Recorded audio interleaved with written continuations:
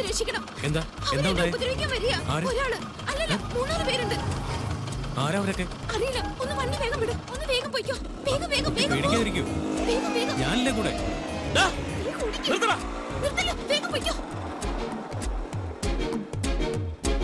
Hello, police station.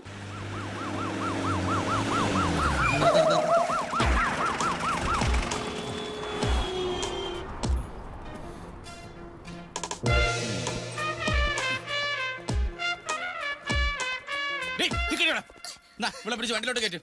വണ്ടി സ്റ്റേഷനിൽ നോക്കി നിൽക്കാതെ പോയി ജീപ്പിൽ കേറാം. ഇങ്ങോട്ട് വാടാ. പിടിച്ചേ. ഇങ്ങോട്ട് മാറി നിൽക്കണി. വട്ടപ്പള്ളി റസിയ, നീ എന്ന് മുതലാടി റോസ് ജോൺ ആയത്? ഒരു ചെറുപ്പക്കാരിയാണ് സാറിന്റെ മാല മോഷ്ടിച്ചെന്ന് പറഞ്ഞപ്പോഴേ എനിക്ക് മനസ്സിലായി അത് ഇവളായിരിക്കും. നീ ആരാടാ? ഇവളുടെ പാർട്ണറാ? അല്ല സർ, ഞാൻ നിരപരാധിയാണ് സർ. ആശുപത്രി കിടക്കുന്ന എന്റെ അമ്മാവനെ ഡിസ്ചാർജ് ചെയ്യിക്കാൻ വേണ്ടി വീട്ടിൽ നിന്ന് റേഷൻ കാർഡ് എടുത്ത് വരുന്ന വഴിക്ക് ഇവളെന്റെ വണ്ടി കയറിയതാണ് സർ. പറിച്ചെടുത്ത മാലയും തേടി. കർത്താവേ, നീ മാലയെങ്ങാനും വിഴുങ്ങിയോ? ഇല്ല സർ. ഓ, രക്ഷപ്പെട്ട്. വിഴുങ്ങിയിരുന്നെങ്കിൽ പഴക്കൊല്ലം മേടിച്ചെന്റെ കുടുംബം മുടിഞ്ഞാനെ. മാല എടുക്കണി. ആ, ബെസ്റ്റ് സ്ഥലം. നോക്കിയേ, ഇതന്നെയല്ലേ സാറിന്റെ മാല? ഒറിജിനൽ വില്ലെന്ന് ഡ്യൂപ്ലിക്കേറ്റ് ഉണ്ടാക്കുന്ന വർഗ്ഗങ്ങളാ. അതെ സാർ, ഇത് തന്നെ എന്റെ മാല. Thank you. ആയിക്കോട്ടെ. ഏതായാലും പഞ്ചായത്ത് സെക്രട്ടറി ആയിട്ട് സ്വന്തം നാട്ടിലേക്ക് സ്ഥലം മാറി വന്ന ദിവസം തന്നെ കിട്ടിയ സ്വീകരണം കൊള്ളാം അല്ലേ? അതുകൊണ്ട് ഞാനൊരു പാഠം പഠിച്ചു. ഇനി എന്റെ വണ്ടിക്ക് ആര് കൈ കാണിച്ചാലും ഞാൻ ലിഫ്റ്റ് കൊടുക്കുന്ന പ്രശ്നമേ ഇല്ല. പ്രത്യേകിച്ചും ഈ ജീൻസ് ഇട്ട പെണ്ണുങ്ങൾ. സാറിന് ഞാൻ പാരിതോഷികങ്ങളൊന്നും ഞാനങ്ങനെ സ്വീകരിക്കാറില്ല. പിന്നെ നിർബന്ധിച്ചാൽ ഒരു സാധനം വെച്ചാ കാണത്തില്ല. നോക്ക്, ഇത് വെച്ചോ. പഞ്ചായത്തിൽ എന്തെങ്കിലും ആവശ്യം ഉണ്ടെങ്കിൽ എന്നെ വിളിക്കണം, മറക്കരുത്. ഓ, വലിയ ഉപകാരം. ഇറങ്ങി പോടാ. Thank you sir. രക്ഷപ്പെട്ടു.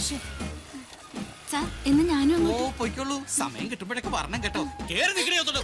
ഇങ്ങോട്ട് മാറി നിൽക്കടി. എന്തെങ്കിലും തടയെന്ന് വിചാരിച്ചു, അതും തടഞ്ഞില്ല. ഒരു മാതൃകാ പോലീസ് സ്റ്റേഷൻ. സെക്രട്ടറി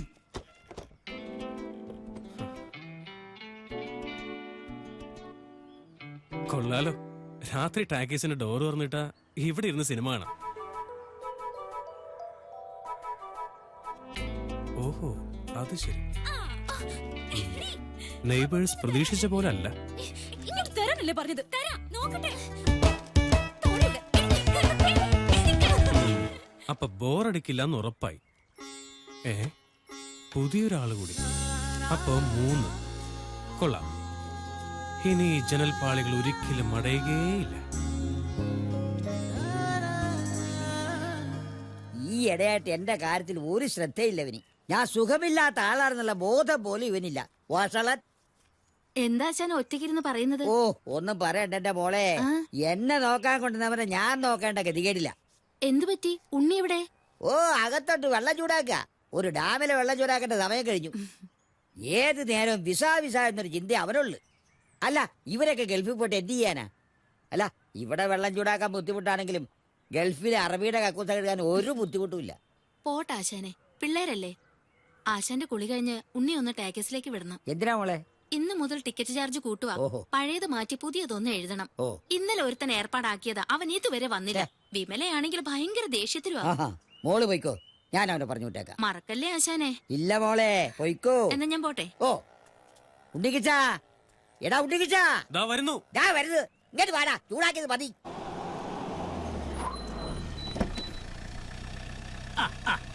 അതെ അതെ, രാവിലെ തീവനി ഫ്ലൈറ്റ്.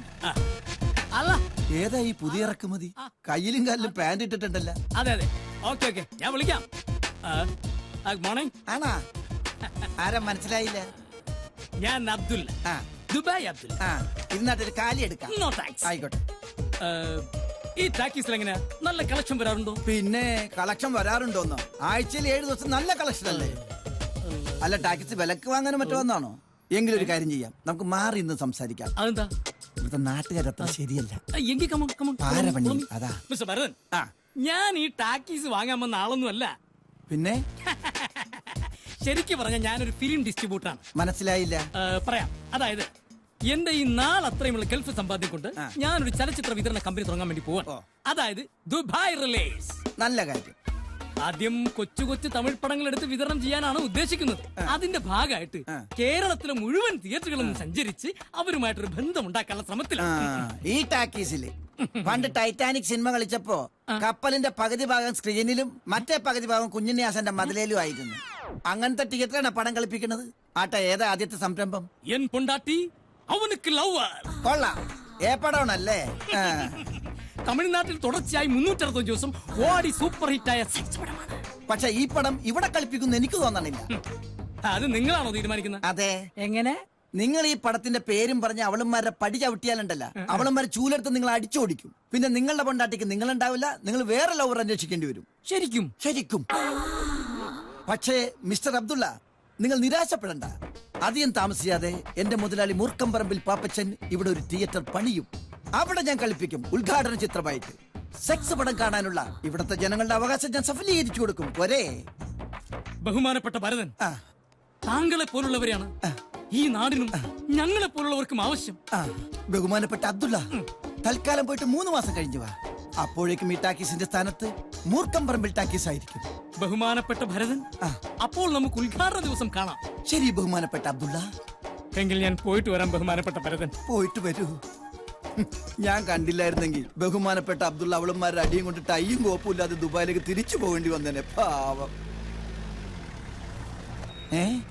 എന്റെ നാട്ടുകാരനായ ഉണ്ണികൃഷ്ണല്ലേ ഇവൻ? ഇവനെന്താ ഇവിടെ? സിനിമ തുടങ്ങാൻ സമയമായില്ലല്ലോ.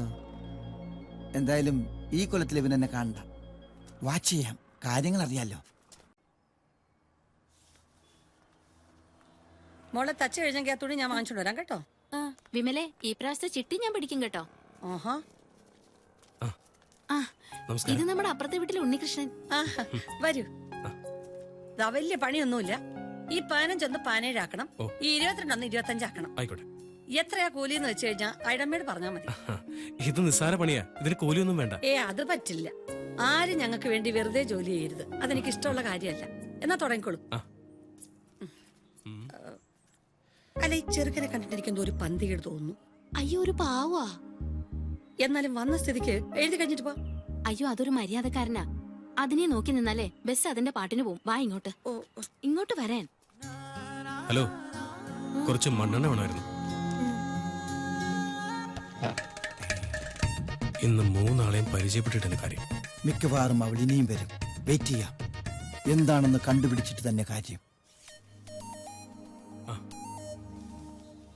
മണ്ണെണ്ണ കുറച്ച് വേസ്റ്റ് തുണിയും കൂടെ. ഇതൊക്കെ പണിക്ക് വരുമ്പോ കൊണ്ടുവന്നൂടെ? അയ്യോ, ഞാൻ പണിക്കാരനൊന്നുമല്ല, നെയ്ബറാ. പേര് ഉണ്ണികൃഷ്ണൻ. ഞാൻ ചോദിച്ചില്ല. ഇനി വേറെ വല്ലതും വേണ്ടി വരുമോ ആവോ? വേണ്ടി വരും. എന്തോ ഉണ്ണികൃഷ്ണ, വേഗം പണി തീർത്തിട്ട് പോവാ നോക്ക്. ഒരു എഴുത്തുകാരൻ വന്നിരിക്കുന്നു. ഓർഡർ കൊടുത്തത് ഒരാൾക്ക്, കൊണ്ടുവന്നത് മറ്റൊരാൾ.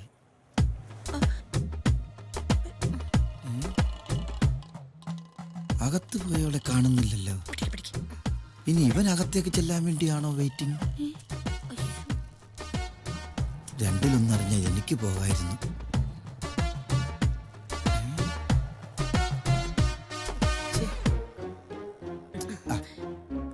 വെറുതെ അയ്യോ പരദൂഷണോ ആപ്പോഴെങ്കിലും പോരാഞ്ഞിട്ട് ഒളിച്ചോടാൻ തുടങ്ങിയോടാ. അല്ല വരാതി. അയ്യോ അയ്യോ, എന്റെ കണ്ണിന് കണ്ണിന് മുളക് പൊടി പോയേ. ആരെങ്കിലും വെള്ളം ചായോ? ഫയർഫോഴ്സിനെ വിളിക്ക്. അയ്യോ, ഫയർഫോഴ്സിനെ വിളിക്കാൻ. പോകുന്ന പോക്ക് കണ്ടില്ലേ? നിലാവത്ത് അഴിച്ചുവിട്ട കോഴിയെ മാതിരി. കൊറേ നാളായി അവനൊട്ടെണ്ണം കൊടുക്കണോന്ന് വിചാരിച്ചിട്ട്. ഈ നാറിയാ നമ്മുടെ പോസ്റ്റൊക്കെ രാത്രിയിൽ വലിച്ചേറി കളയുന്നത്. ഏതായാലും കൊറേ കാലത്തേക്ക് അവന്റെ ശല്യം ഉണ്ടാവില്ല, ഉറപ്പാ. ബസ് കിട്ടാത്ത തിരിച്ചു വന്നത് അവന്റെ യോഗം, മുളക് യോഗം. ഡാ, എന്താ അവിടെ? മണ്ണെണ്ണ എടുക്കാനാ. എന്നാ കിട്ടിയെങ്കിൽ പൊക്കൂടെ? ഓ, ദാണ്ടെ. നമുക്ക് വീട്ടിൽ പോയി ചായ നല്ല കടിയൊക്കെ കുടിച്ച് സ്വസ്ഥമായിട്ട് സംസാരിക്കാം. അത് വേണമെന്നില്ലേട്ടാ, ഇവിടെ വെച്ച് തന്നെ നമുക്ക് പറയാം. ശുഭകാര്യങ്ങളാണ്, അപ്പൊ പിന്നെ സ്വസ്ഥമായിട്ട് ഇരുന്ന് വേണമല്ലോ സംസാരിക്കാൻ. വേണ്ട, കമലാസൻ ചേട്ടൻ പറയുന്ന ഏത് കാര്യവും നടന്നോണ്ട് പറയാം. പറ. എന്നാ പിന്നെ പറയാല്ലേ. മിടുക്കൻ, അതിലുപരി ദൈവവിശ്വാസി, വിവാഹിതൻ, തന്റേതല്ലാത്ത കാരണങ്ങളാൽ ഒരു കുട്ടി ഉണ്ടായിപ്പോയി. അയ്യോ, അത് കൊള്ളാലോ. നിയമപരമായി ബന്ധം വേർപെടുത്തി ഫ്രീ ആയിട്ട് ഇപ്പൊ 10 വർഷമായി. വിമല എന്ന് കേട്ടപ്പോ ഒറ്റ പിടുത്തവാ, പിന്നെ വിടുന്നേ ഇല്ല. എന്താ ചേട്ടാ, പിടിക്കാനായിട്ട് അയാളെ ഞാൻ കണ്ടിട്ട് പോലും ഇല്ല. ആര് പറഞ്ഞു കണ്ടിട്ടില്ലെന്ന്? കണ്ടിട്ടുണ്ട്. കഴിഞ്ഞ ആഴ്ച ടാക്കീസിൽ വന്നപ്പോ ഈ വിമലെ മതി വരുവോളം അയാള് കണ്ടു. അത് പിന്നെ എനിക്കൊരു സ്വൈര്യവും തന്നിട്ടില്ല. എന്തുവാ ആലോചിക്കട്ടെ. പിന്നെ രണ്ടാം കെട്ടാണെങ്കിലും നിങ്ങൾ തമ്മിൽ നല്ല സിങ്കാണ്, ചേർച്ച.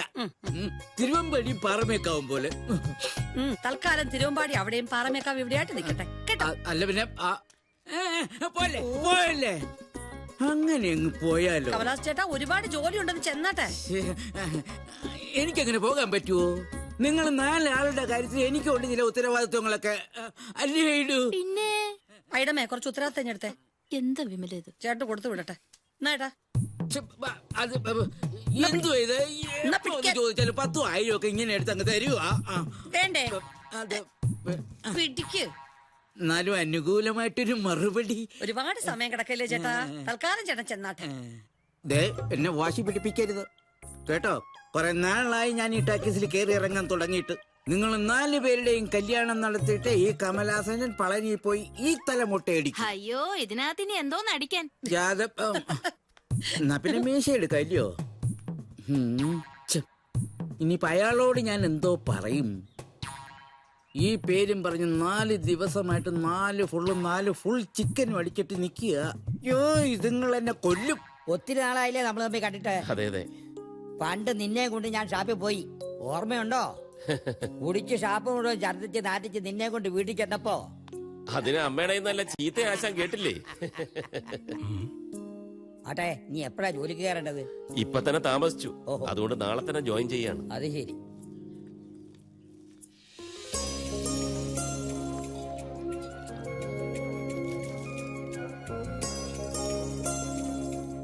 വേണു നാട്ടിലെത്തിയ വിവരം വിമല അറിഞ്ഞോ? ഇല്ല. ഇപ്പോഴും ഈ മനസ്സിൽ വിമലയാണെന്ന് എനിക്കറിയാം. ഒരു ഗ്രൗണ്ട് സപ്പോർട്ടായി. മനസ്സിൽ പരസ്പരം ഇഷ്ടമുണ്ടായിരുന്നിട്ടും ഒന്നിച്ച് ജീവിക്കാൻ കഴിയാത്തവരാണ് ഞങ്ങൾ. വിമലയുടെ മനസ്സറിയാവുന്നതുകൊണ്ട് ഞാൻ നിർബന്ധിച്ചതുമില്ല. വേണ്ട ആശാനെ, ഞാൻ പോവുക. വീട് വൃത്തിയാക്കാൻ ഒരാൾ വരാമെന്ന് പറഞ്ഞിട്ടുണ്ട്. ഞാൻ ഇടയ്ക്കിടയ്ക്ക് വരാം. വരണേ, വരാതിരിക്കരുത്. വരാം. ഇനി